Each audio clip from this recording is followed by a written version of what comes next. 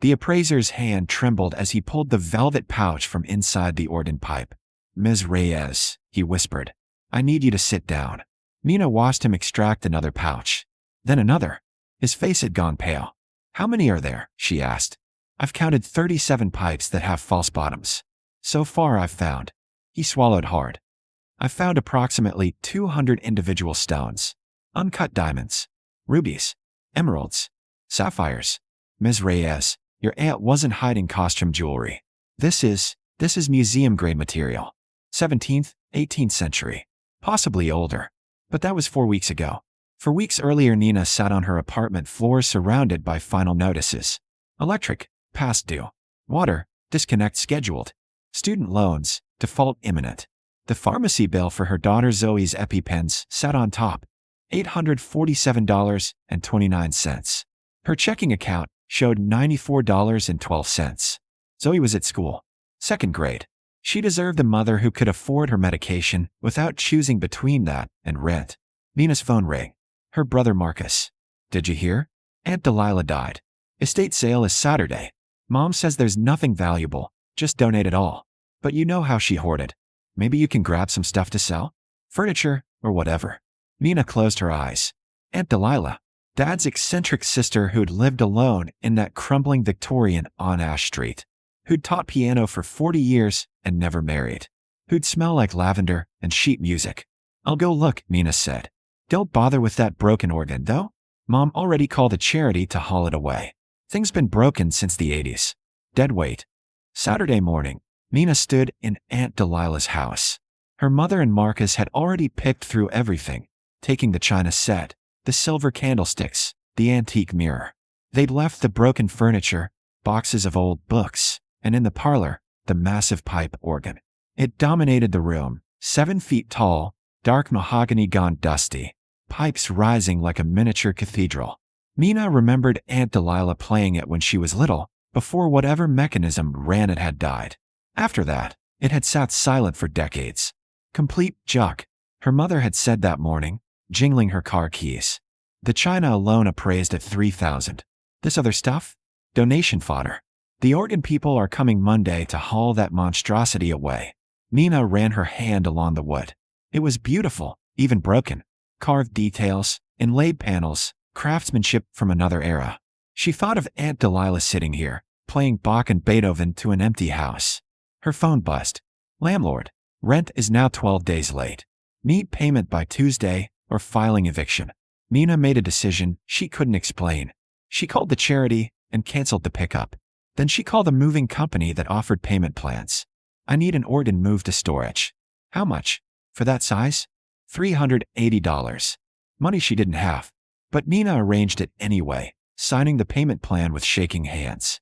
Marcus called that afternoon, annoyed. Why would you keep that thing? It's broken. It's huge. You can't even fit it in your apartment. I'm storing it. That's insane. You're broke and you're paying to store a broken organ? Mom's right about you. You make terrible decisions. Nina hung up. She didn't know why she'd kept it. Just a feeling, irrational and strong, that Aunt Delilah wouldn't have kept something for 50 years if it didn't matter. The storage unit cost $89 a month. Nina picked up extra weekend shifts at the call center, her third job after the bakery and the data entry work. She stopped buying coffee.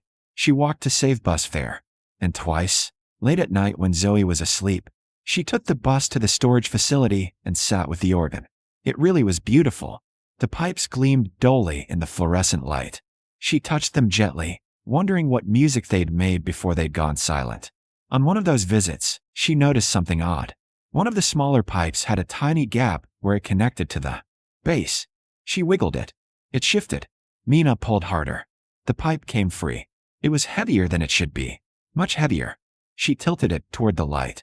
Something rattled inside. She turned it upside down and shook. A small pouch fell into her palm. Velvet, rotted with age. She opened it. A stone fell out. Deep green. Cut in an old style, faceted but irregular. About the size of her thumbnail. Nina's breath caught. It couldn't be real. It had to be glass. Costume jewelry that Aunt Delilah had hidden for some reason. But her hands were shaking. She checked another pipe. Nothing. A third. Nothing. The fourth pipe, taller and wider, had the same suspicious weight. She worked it free from its mooring. Inside, another pouch. This one held 3 stones, 2 clear, 1 red. Mina sat on the concrete floor of the storage unit, 7 stones spread in front of her, and tried to make sense of it. Why would Aunt Delilah hide costume jewelry in an organ? Why not just keep it in a jewelry box? Unless it wasn't costume jewelry. Her phone showed 11:47 p.m.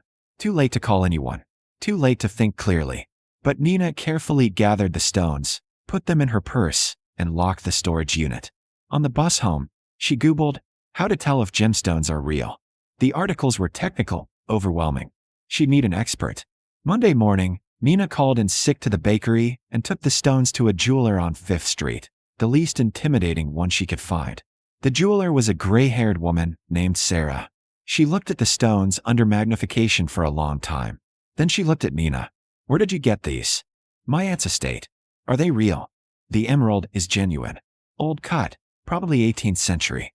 These 2 diamonds are also genuine, 17th century rose cuts. The ruby. She paused. Ma'am, where did you say these came from? My aunt. She died 3 weeks ago. I found them in her things. Sarah set down her loupe. I need to send these to a specialist. But if I'm right, you're holding approximately $40,000 worth of gemstones. Possibly more. The room tilted. Nina gripped the counter. That can't be right. How many more do you have? Nina thought of the 73 pipes rising from the organ. She'd checked for. I don't know yet. She called the appraiser that afternoon. Gerald Shun arrived at the storage unit with equipment cases and an assistant named Marie. He was 60-something, meticulous, wearing white cotton gloves before he touched anything. Tell me everything about this organ, he said. Mina explained what she knew. Aunt Delilah had bought it in 1974 from a estate sale in Boston. She'd played it for maybe 10 years before something mechanical broke. She'd kept it anyway, wouldn't let anyone move it or fix it. When Nina's father had suggested selling it in the 90s, Delilah had actually cried. She said it was staying in the house until she died, Nina recalled. My dad thought she was being sentimental. Gerald examined the pipes Nina had already checked. He pulled out the pouches, photographed everything, made notes. Then he started systematically checking every pipe. By hour 3, they'd found stones in 17 pipes. By hour 6, 31. Gerald's hands shook as he documented each discovery. This is unprecedented, he murmured. The quality, the age, the variety. Ms. Reyes, your aunt assembled what appears to be a significant collection of historical gemstones. Some of these cuts don't even exist anymore. This ruby is Burmese, probably 17th century. These diamonds are old European cuts. This sapphire, how much? Mina interrupted. Total. How much are we talking about? Gerald sat back. I can't give you a final number without sending everything for full gemological analysis. But based on what I'm seeing, at minimum, $15 million. Possibly significantly more. Nina's vision blurred. She sat down hard on an overturned crate. That's not possible. It's very possible. These are museum-quality stones. Some collectors would pay enormous premiums for pieces like this. He paused. Did your aunt have money? No. She taught piano. She lived in the same old house for 50 years. She drove a 20-year-old Corolla. She was... Nina's voice cracked. She was nobody. Just a piano teacher. Marie spoke up quietly. Maybe she wanted everyone to think that. They worked until midnight, checking every pipe. In the end, they'd found stones hidden in 37 pipes. 208 individual gemstones. Gerald photographed and cataloged everything, his professionalism barely masking his awe. I need to take these for proper analysis, he said. I'll provide you with a full, itemized receipt. I recommend a safety deposit box for anything you're not actively having appraised. Wait. Nina's mind spun. Why would she hide them? If they're worth millions, why not put them in a bank? Gerald and Marie exchanged glances. That's something I'd like to investigate, Gerald said carefully. With your permission, I'd like to research your aunt's background. Where she traveled, what estate sales she attended. These stones, some of them might have provenance. History.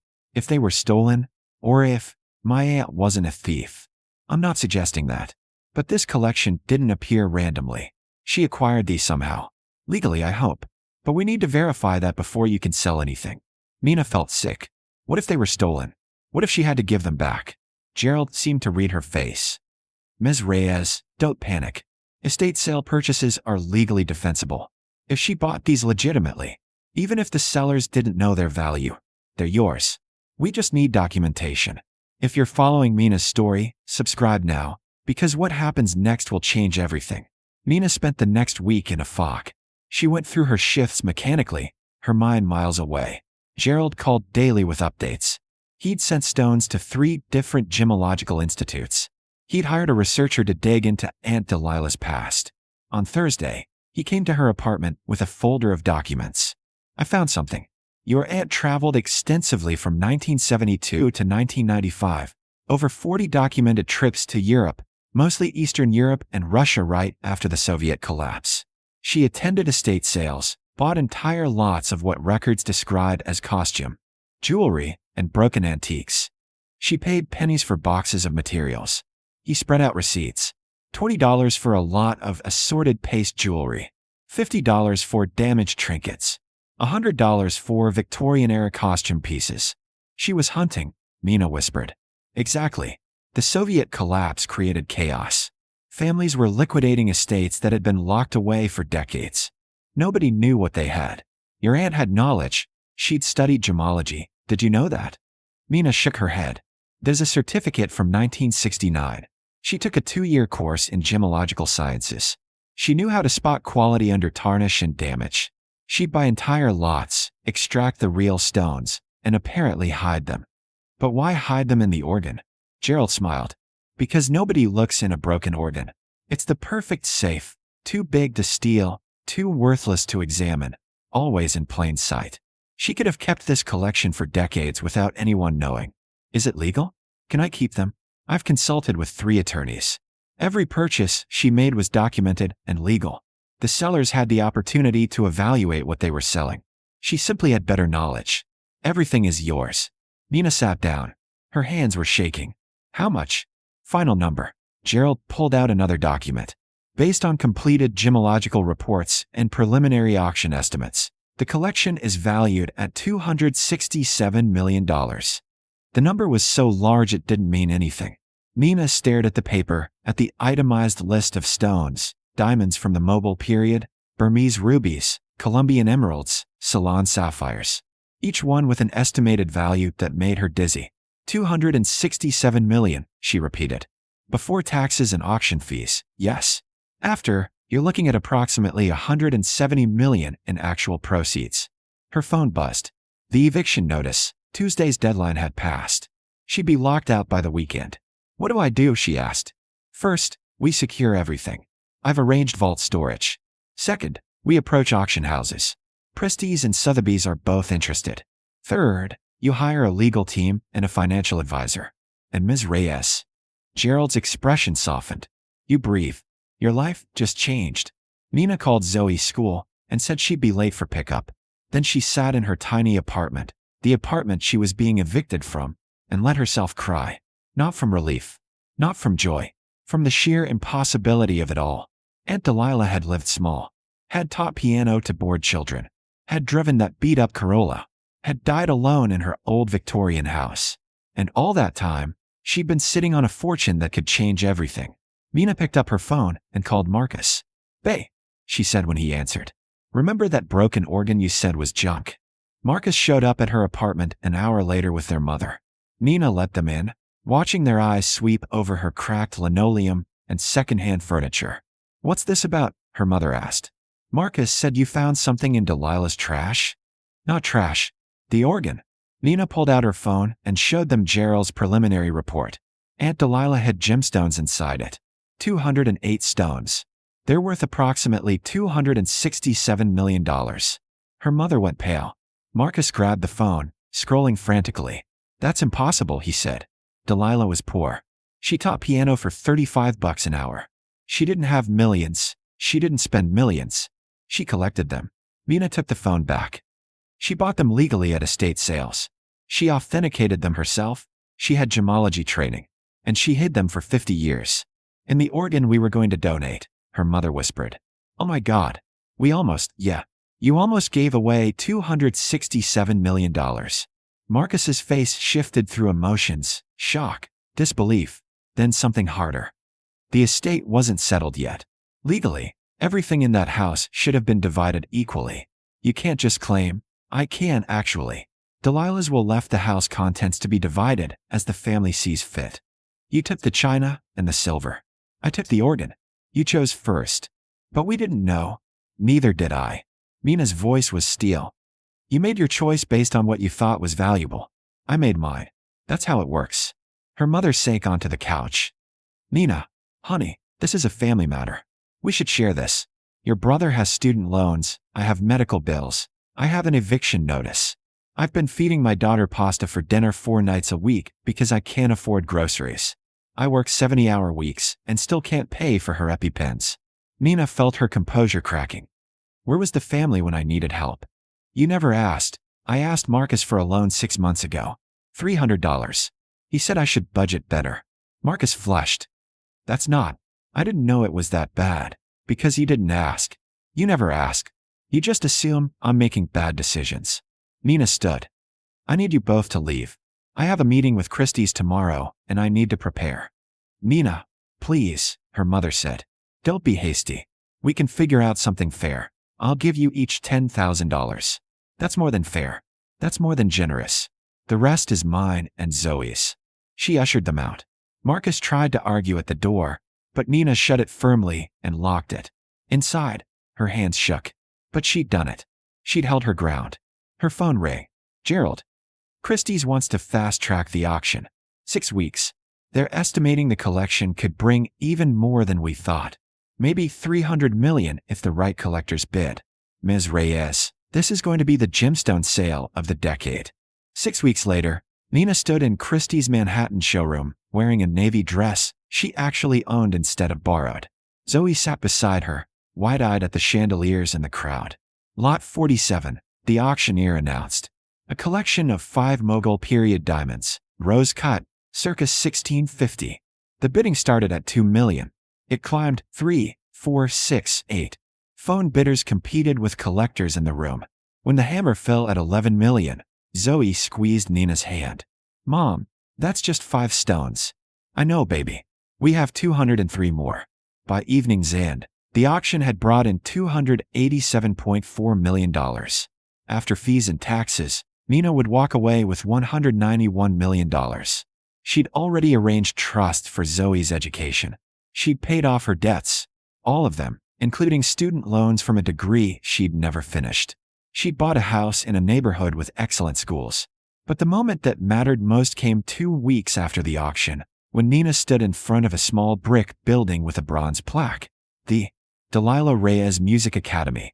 Free piano lessons for children from low-income families. Inside, 12 pianos waited. Real ones, quality instruments. The teachers she'd hired were experienced, passionate.